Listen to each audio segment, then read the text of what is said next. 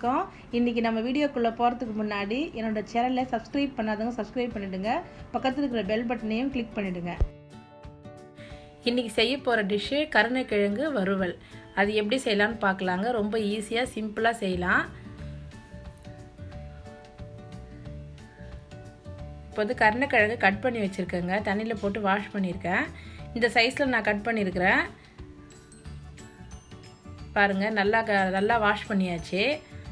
இப்போ இது வந்து ஒரு பாத்திரத்தில் தண்ணி வச்சுருக்கேன்.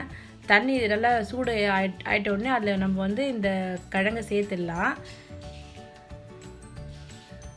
சுடுதண்ணியில் சேர்த்து கொஞ்ச நேரம் மூடி வச்சிடணும். கொஞ்சம் பீஸ் வந்து பெருசாகவே போட்டுக்கோங்க. கொஞ்சம் உப்பு, ஒரு 1/2 டேபிள் ஸ்பூன் சேர்க்குறேன் உப்பு. சேர்த்து மூடி போட்டு ஒரு 2லேருந்து ஒரு 3 நிமிஷம் கொதிக்க விட்டுடலாம். அதில் காய் நல்லா வெந்துடும் உங்களுக்கு.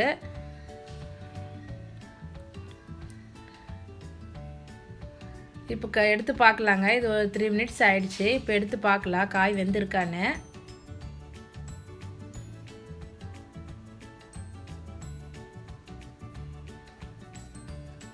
நல்லா வெந்திருக்கு. இப்போ இது நம்ம வந்து ஃபில்டர் பண்ணி எடுத்துக்கலாம்.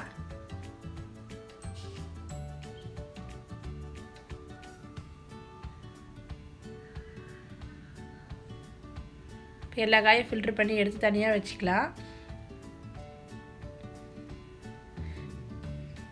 இப்போ ஒரு பாத்திரம் வச்சுருக்கேன். அதில் 2 ஸ்பூன் மிளகாத்தூள் சேர்க்குறேன்.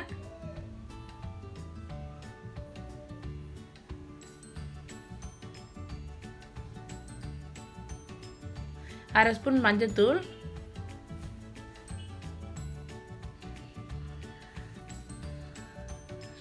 இஞ்சி பூண்டு விழுது 1 ஸ்பூன்,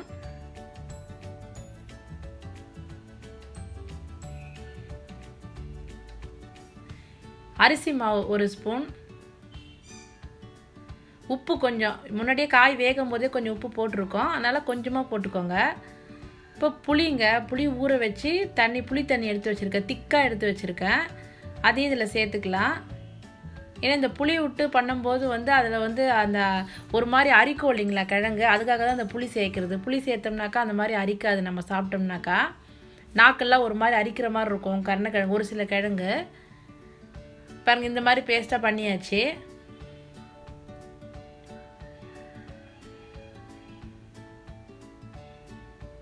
இப்போ அதில் மொத்தம் நம்ம தடவிடுவோம் அந்த மசாலாவை.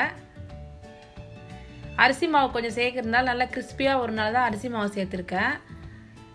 மசாலா ஸ்மெல்லாக நல்லா வேணுன்றவங்க கொஞ்சம் கரம் மசாலா கூட சேர்த்துக்கலாங்க அதில்.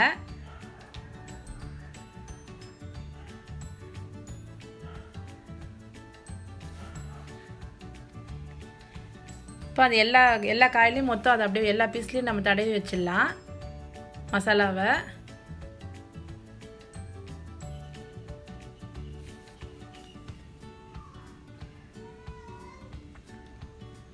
பாருங்கள், எல்லாத்துலேயும் தடவி வச்சு மசாலா மொத்தம் எல்லாம் கரெக்டாக போயிடுச்சு பாருங்கள் பண்ணி வச்சது. இப்போ அது ஒரு 5 நிமிஷம் ஊறட்டங்க அப்படியே. இப்போ இது ஃப்ரை பண்ணி எடுத்துக்கலாம். இப்போ அடுப்பில் வந்து ஒரு பேன் வச்சுருக்கேன். அதில் ஒரு 3-4 ஸ்பூன் ஆயில் விட்டுக்கலாம்.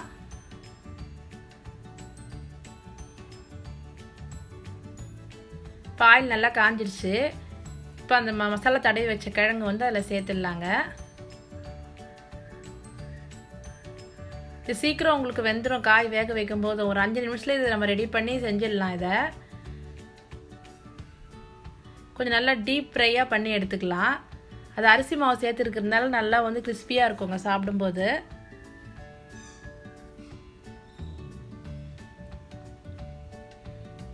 நல்லா ஒரு 30 செகண்ட் அந்த பக்கம் வேகட்டணும். இந்த பக்கம் திருப்பி போடலாம்.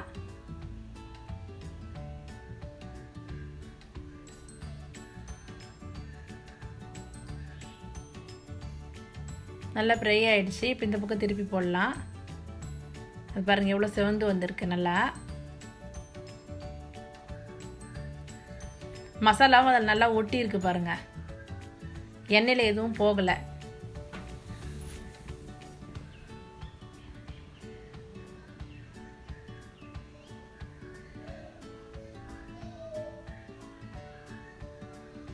இது வந்து சைட் டிஷ்ஷாக சாம்பார் சாதம், ரசம் சாதம் எதுக்கு வேணாலும் சைட் டிஷ்ஷாக வச்சுக்கலாங்க. ஏன்னா இந்த வெரைட்டி ரைஸ்லாம் பண்ணுவோம் இல்லைங்களா, நம்ம தேங்காய் சாதம் அந்த மாதிரிலாம் செய்யும்போது, எலுமிச்சை சாதம் அதெல்லாம் செய்யும்போது அதுக்கெல்லாம் கூட வந்து சைட் டிஷ்ஷாக இது நம்ம தொட்டுன்னு சாப்பிட்லாம். எப்படி உருளைக்கிழங்கு நம்ம பண்ணுவோமோ அந்த மாதிரி இந்த கிழங்கு இந்த மாதிரி செஞ்சு சாப்பிடும்போது ரொம்ப கலக்கலாக இருக்கும். ரசம் சாதம், சாம்பார் சாதத்துக்கெல்லாம் அவ்வளோ நல்லா இருக்குங்க இந்த மாதிரி ஃப்ரை பண்ணி வச்சோம்னா. நல்லா செவந்துருச்சு பாருங்கள்.